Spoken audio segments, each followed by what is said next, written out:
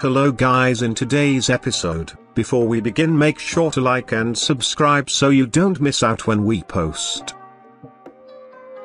The last goddess, maybe it was magic that caused the grass to grow, fresh and new from under each quick step she planted down onto the hard ground. The grass was a blessing to this barren land, but a curse to her. It followed her every move, leaving a bright green trail behind her. For those pursuing her, it was better than any map. She was almost to her destination. She was heading towards a small village clinging to a life in the wastes. Maybe it was some strange science that called the beasts of the wild to her, to follow her like lost children. Their desire was to be close to her and to feel safe. After all, she was the last beacon of light in their dying world. Perhaps it was something else entirely. The animals had no way of knowing why they were compelled to follow. The girl had stopped running. The grass had slowed its growth as saplings began to sprout from the now verdant ground. She stood watching the land changing around her, as she removed the makeshift skirt hanging loosely about her waist. Hundreds of flowers were growing,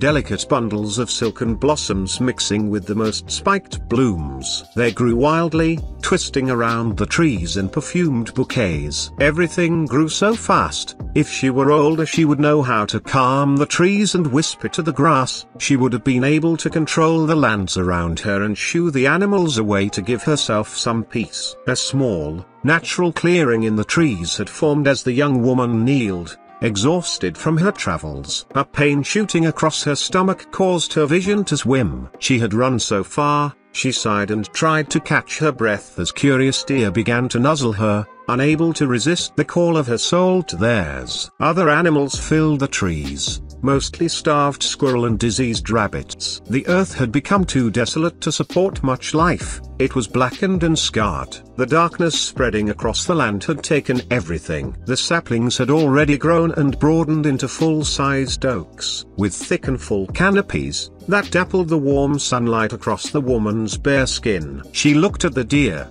and wondered if they recognized her fur and makings as their own. The many shades of green in the trees and the golden light created a beauty that she had never even dreamed could exist. So far in her 15 years she had only seen grey lands and people who were nothing more than the walking dead inhabiting it. Her mother, a tall woman with a speckled grey coat of fur, could have taught her how to heal this world. She missed her poor mother, and all of her sisters who the woman and the animals bathed in the sunlight. She was too tired to move. Her toned muscles ached from her fevered running, and her chest was still heaving. She hoped that she could have a little longer to rest before the pains began again. Her mother had told her the pain would be intense, but she knew that she must be brave. A smooth zephyr rustled the newly grown grass, which tickled the woman's legs. The wind grew stronger, and suddenly cold, carrying with it the feeling of dread, and a cold drenching fear. The woman knew that her time was growing short. The time for rest was over,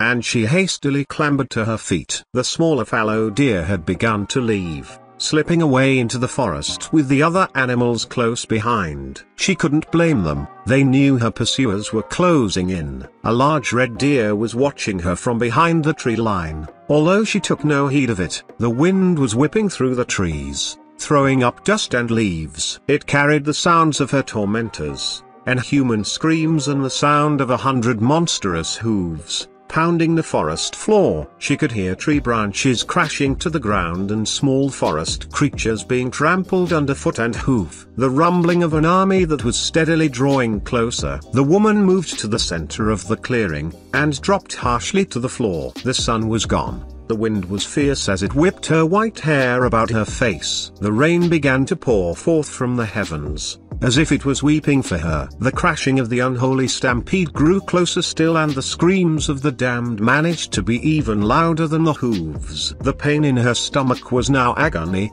She never would have imagined this much pain could be possible. The woman scraped at the soil with her fingers as she held in her screams. The pains came faster and faster, and she tried desperately to remember what she should do. After several moments, the new life of her child slipped gracelessly from her. A child. She twisted her exhausted body to see the cause of so much pain. A boy. Her kind were never male, Did something go wrong? He was so small, with no fur and no markings. He looked decidedly human, down to the blood and fluid covering him. She would never have known his true ancestry had she not birthed him herself. She scooped up the infant, and wrapped him tightly in her discarded skirt. He was a tiny cocoon, a seed. Standing quickly, shakily and unsteady on her bare feet, she kicked dirt and leaves over the blood and liquid on the ground. She looked down at her seed, her child, a child that she hadn't wanted or even been prepared for. She was still a child herself, so young but placed with such a burden. A lone deer returned to her side. It was the huge stag that had remained in the trees after all other animals had run away. It came forward with majestic horns and a beautiful dark coat, showing something that seemed like a human understanding in its dark eyes. It approached swiftly and bent its head to her, a greeting. It recognized her for what she truly was and was here to help complete her mission. It could sense her hesitation and released a snort at her. The girl began to cry, and her time was growing short. She stretched her arms out, silently offering the creature her child. Please take him to the village. Keep him safe until then, I beg you. The stag bowed his head once more, his glossy coat reflecting the sunlight. Taking the blankets in between his teeth, the stag turned and ran into the forest. She prayed silently that her baby would be safe and that even if he wasn't the savior of this world, he would still live a full life. With that done, the woman suddenly ran. She drew the last of her strength.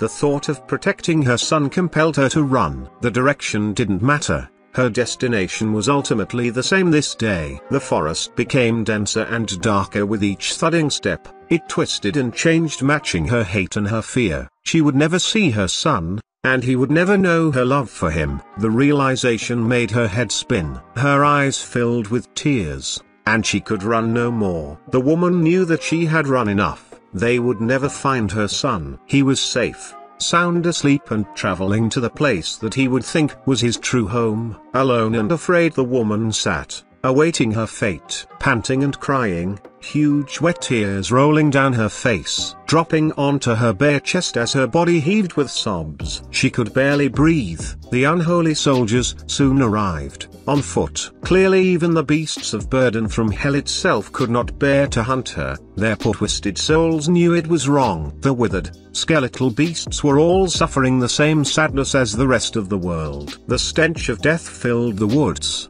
and the armored foot soldiers moved closer. The minions of hell were impressed with the woman's naked form. It was rare for them to see such a mystical creature, especially now. The woman made her peace as the soldiers grabbed her. She refused to cry out as they pulled her towards their foul leader. They laughed and jeered as they ran their scaled hands over her soft, furred skin. They were jubilant. They had finally caught the last earthbound sister. The last god that lived was about to die. The leader of this army was a twisted and ugly being, yet he retained more of his human form than many of his comrades. He was still mounted on his horse, as clearly fear of its master had triumphed over its unwillingness to help murder a goddess. The beast's head was bowed, as if in shame. The girl was lifted onto the massive beast, onto the waiting lap of the tyrant. He was laughing as loudly as his men.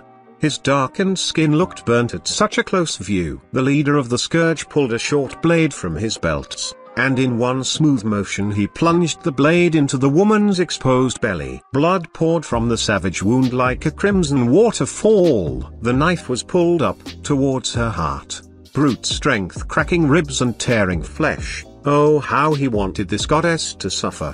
He knew that destroying the heart is the only way to truly kill these bitches. As he had learnt years before, gods are quick to recover from other wounds. The root of the knife was slow, and the woman's screams were loud. Finally she succumbed to the blade. It pierced her heart and she fell dead. He wished he had been given more time. He liked to enjoy himself more fully, and this one had been so beautiful. She had screamed more soulfully than any of the previous captives, and this leader knew that he would have been able to play her like an instrument. The leader kissed the pale, bloodied lips of his latest kill and threw her frail body to the floor. Laughter erupted from his lips as he licked the taste of iron from his lips. Her poor ruined frame looked even smaller, laying crumpled on the floor. It was a pitiful sight. Blood was still slowly escaping from the huge slash in her torso, her breasts separated by the cavernous wound. The tree were beginning to shrivel, the grass and flowers were already brown and dead. The leaves of the trees had turned various shades of brown and black.